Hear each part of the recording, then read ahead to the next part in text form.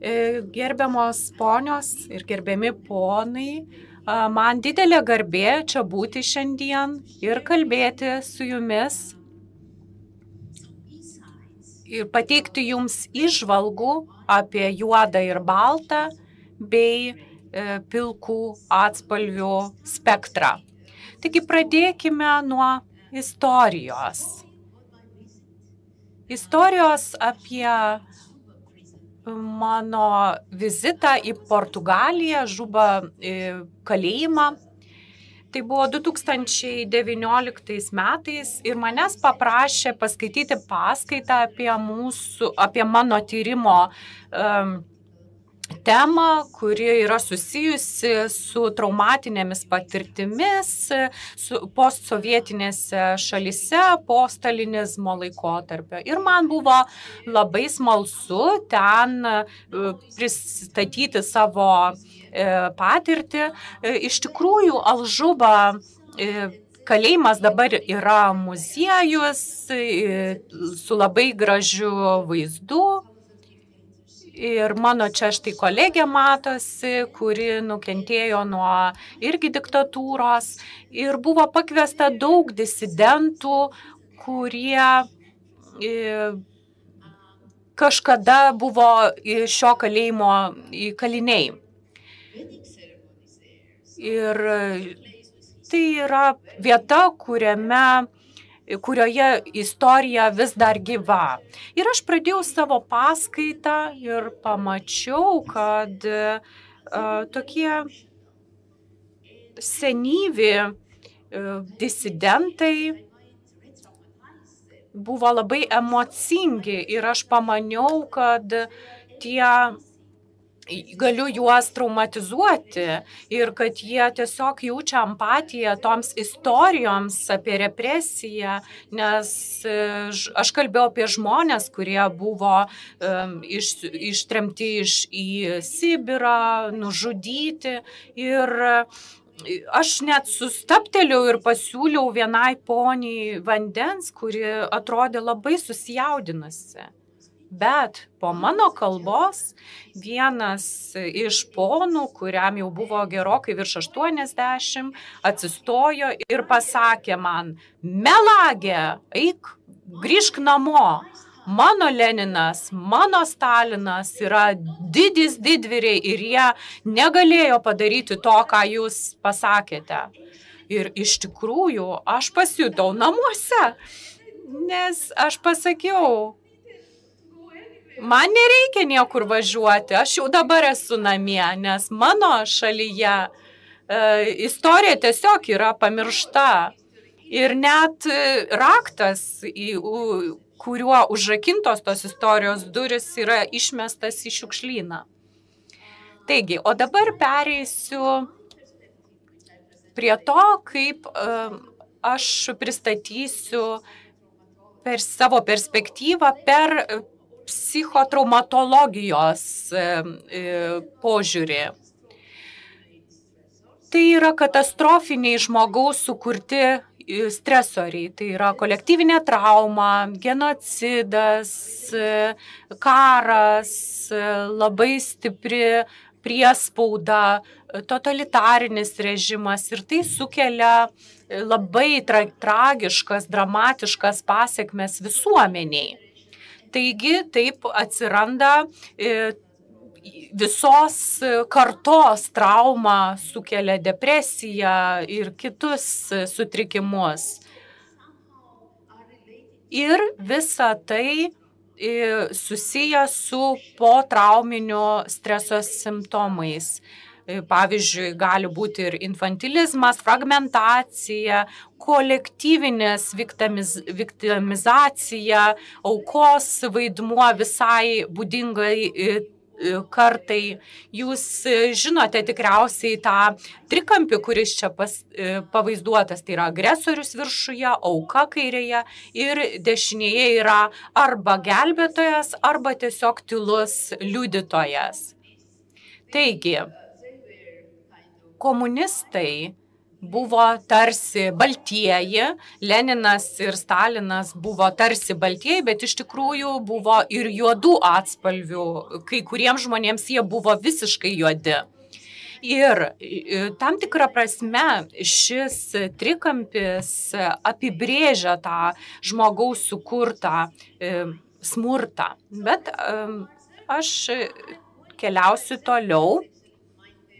Tai mano labai mėgstama Jevgenijos Gubčinskos ukrainiečių dailininkės paveikslas Mona Lisa.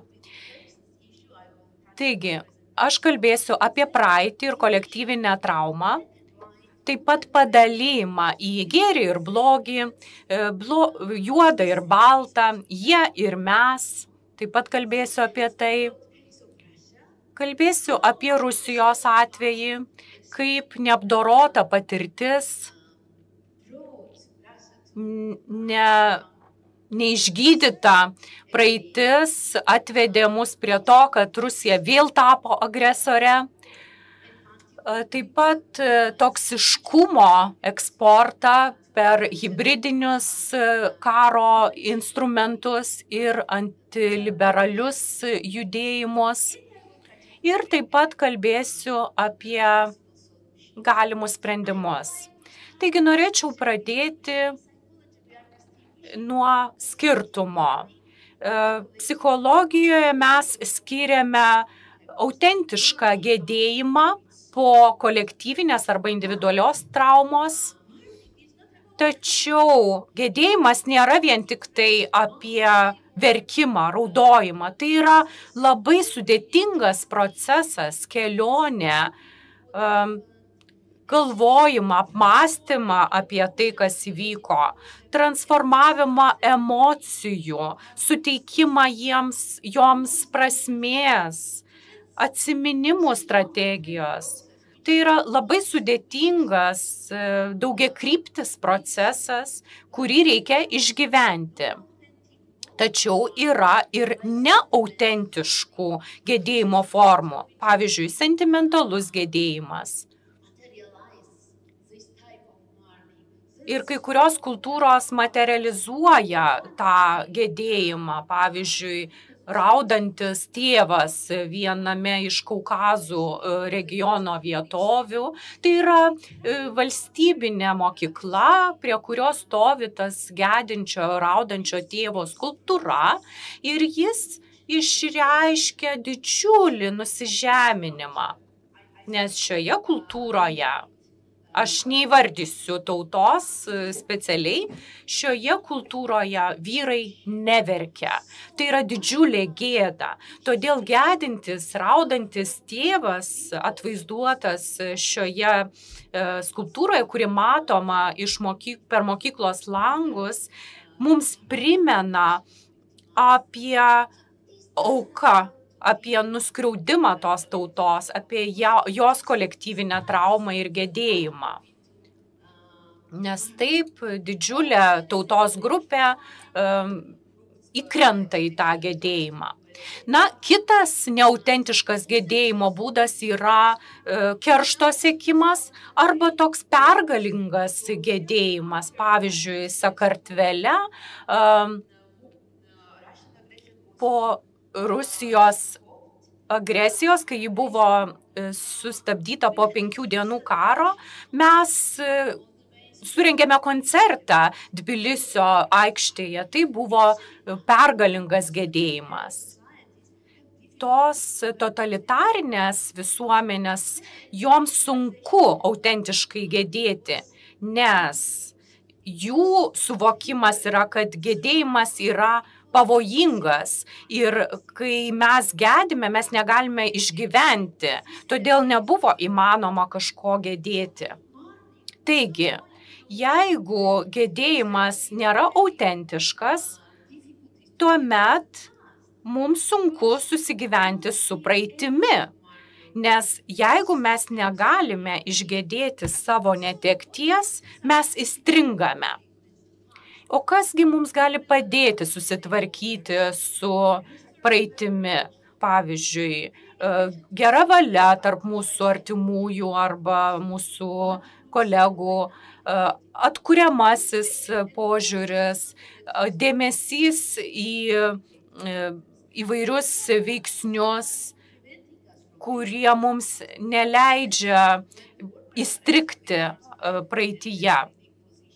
Ypač kai buvę agresoriai vėl atkuria savo galią, kai patologiniai lyderiai ir populizmas užima valdžią, gėda neleidžia mums pamiršti praeities ir panašiai. Taigi, jeigu mūsų netektis yra neišgėdėta, tuomet visuomenė įstringa istorinėje traumatinėje patirtyje ir atsiranda anihilizmo baimė.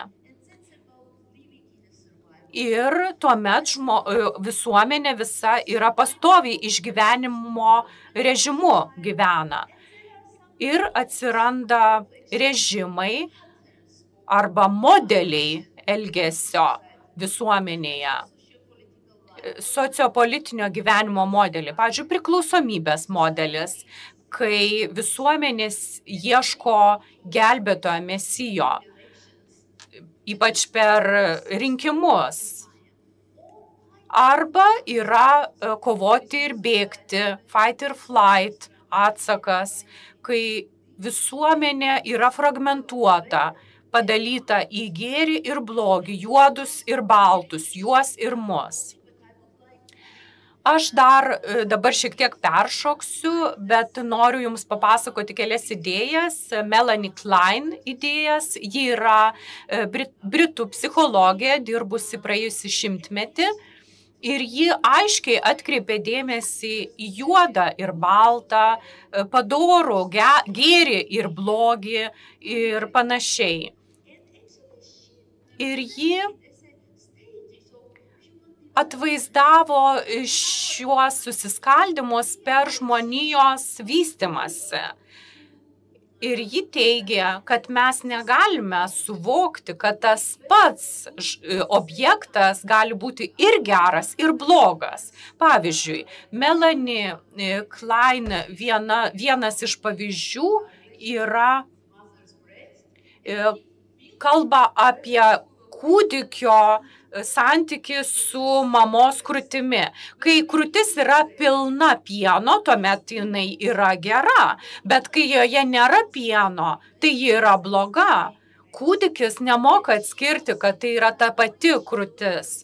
Ir ji čia kalba apie paranoidinį, šizoidinį tokį poziciją, nes žmonės padalyja pasaulį į gėrį ir blogį, bet brandesnis, išsivysčiusio, brandaus žmogaus požiūris yra įžvalgumas, kad tas pats dalykas gali būti ir geras, ir blogas. Ir čia mes jau kalbame apie pilkus atspalvius.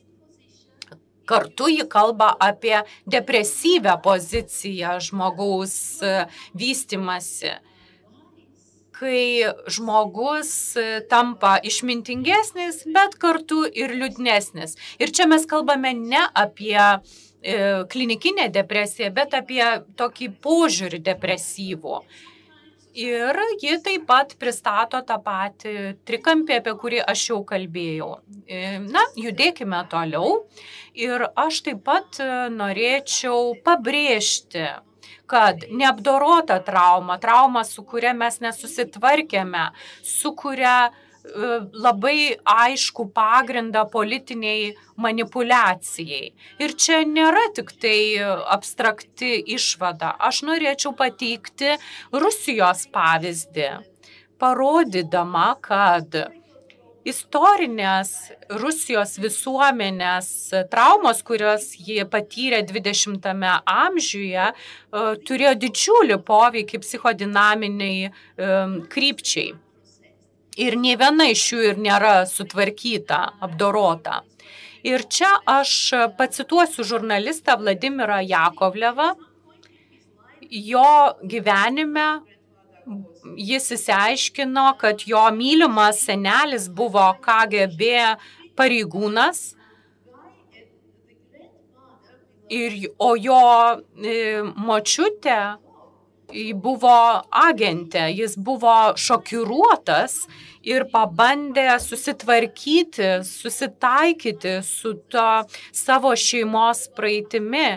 Ir jisai sako, kad mokyklose mums pasakojo apie Vokietijos fašistų blogybės arba kinų blogybės arba Kambodžos totalitarnį režimą, bet mūsų mokytojai pamiršo mums papasakoti apie baisiausią genocidą, kurį atliko ne kinai, ne korėjiečiai, bet mūsų pačių šeimų kartos. Taigi, ekspertų vertinimu apie 11 milijonų žmonių su jais buvo susidorota represijomis Sovietų Sąjungai, bet net nėra jokio atminimo šioms aukoms paminėti Rusijoje.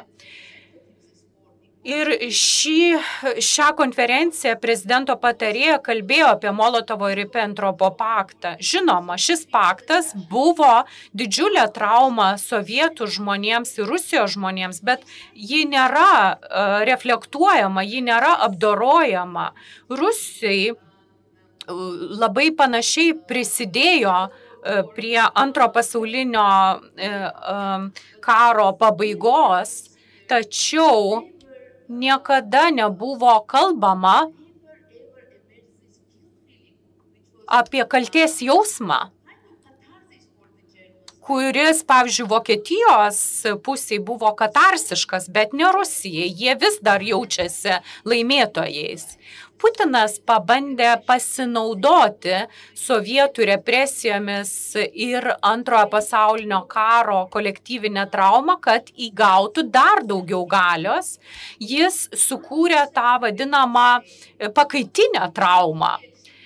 Putinas konceptualizavo Sovietų Sąjungos griūtį kaip didžiulę geopolitinę katastrofą 20-ame amžiuje. Ir jis sukūrė nacionalinį projektą, kuriuo remiamas Rusijos imperijos atsigavimas, atkūrimas. Tad jeigu mes esame įstrigę aukos vaidmenį, o Rusija yra agresorius ir ta trauma nėra aptarta, apdorota, reflektuota, tada jūs galvosite apie save kaip auką ir galvosite, kad turite teisę į atpildą. Jūs esate tokia įžymi auka, kad turite teisę į bet ką. Ir tai yra labai pavojinga ideologija. Mes žinome, kad jau 2,5 metų Ukraina yra bombarduojama ir žmonės yra žudomi. Sakartvele 5 dienų karas truko, bet iš tikrųjų pati trauma, represijos vyko daug ilgiau.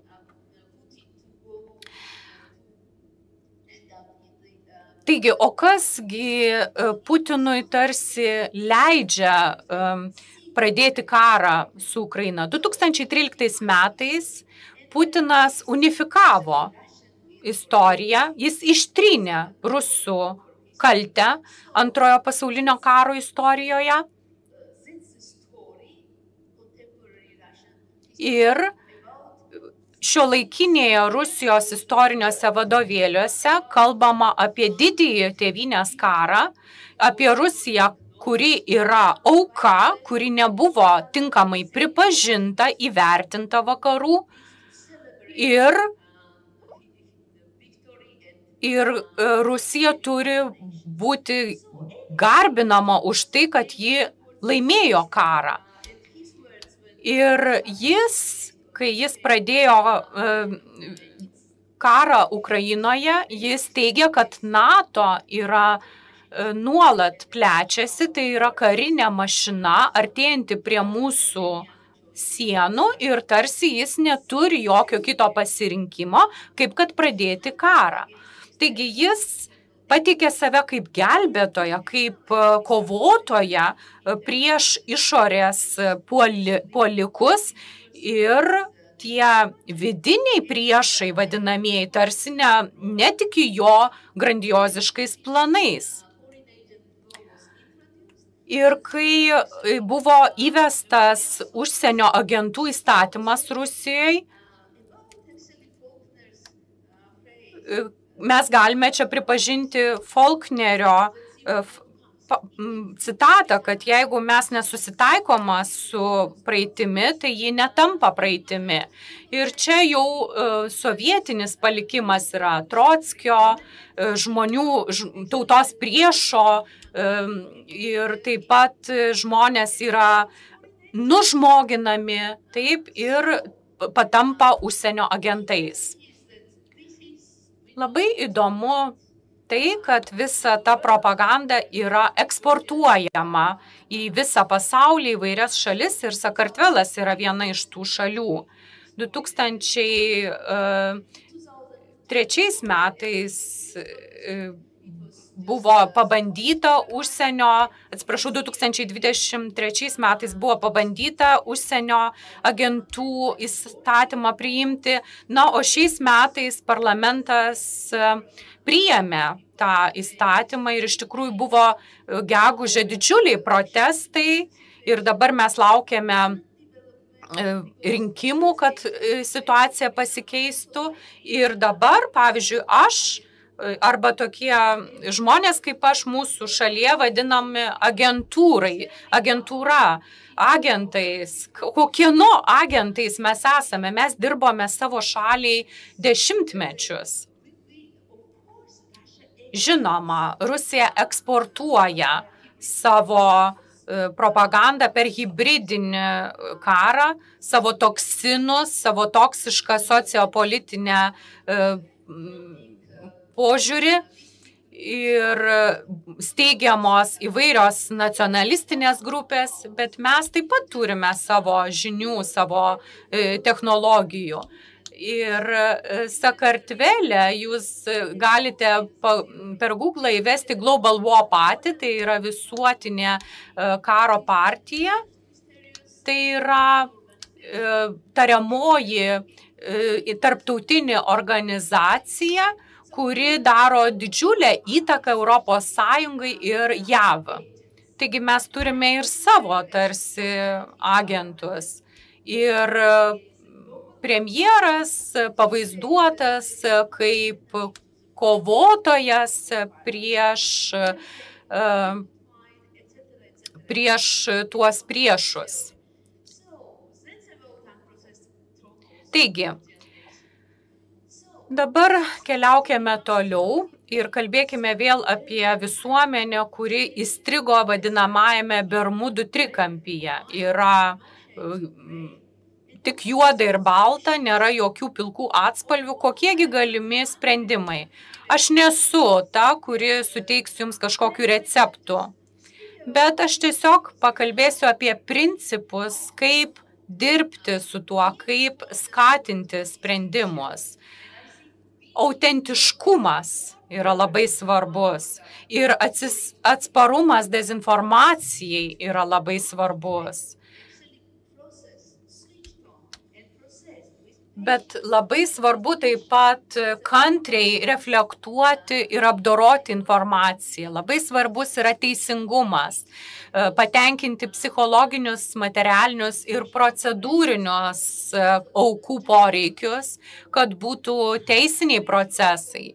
Taip pat svarbus yra kultūriniai gedėjimo ritualai, labai svarbus atminimo akcentai, muziejai ir žiniasklaida taip pat ir tokios konferencijos kaip ši. Menas yra svarbus, netekties simbolizmas ir psichinė sveikata galiausiai, kuri taip pat yra svarbi. Ir atkreipkite dėmesį į Picasso Gernikos paveikslą. Vakare mes turėjome puikų priėmimą Olandijos ambasadoje Ir jis pasakė, kodėl pilka, kodėl čia nėra spalvų.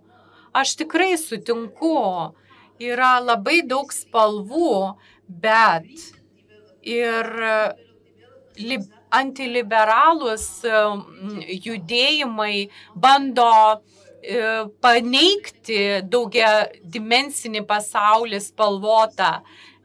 Bet aš buvau sužavėta, kad Picasso norėjo pilkai atvaizduoti tą paveikslą, kad jame nėra spalvų ir ji labai tinka mūsų temai. Na ir kągi mums reikia daryti, arba pakalbėkime apie principus. Taigi, atkreipkime dėmesį į tuos minkštuosius veiksnius. Psichologiniai veiksniai yra labai svarbus, ypač kovojant prieš kibernetinį karą. Taip pat labai svarbu inicijuoti daugiakrypčius procesus, bendradarbiauti tarptautiniu mastu. Nedalyvaudami diskusijose su tarptautinė bendruomenė mes negalime susidoroti su praeitimi. Taip pat atkreipti dėmesį ir suvokti, kas yra toksinė lyderystė ir spręsti atitinkamas profesionales dilemas. Kai Donaldas Trumpas buvo išrinktas 2017, buvo išleista knyga Pavojinga Donaldo Trumpo atvejo analizė. Mes negalime diagnozuoti žmonių sutrikimų, bet buvo JAV 27 profesionalai, kurie nusprendė, kad Donaldas Trumpas yra pavojingas ir jis turi psichinių problemų, taip, asocialus tipas, tad jie paskelbė savo išvadas knygoje. Na ir žinoma, turime atkreipti dėmesį į hibridinį karą. Kartais jis matomas, o kartais jis tik suvokiamas, nes jūs negalite pamatyti jo ar užuosti, bet galite jį suvokti. Ačiū labai už jūsų dėmesį. Tikiuosi, kad buvo naudinga.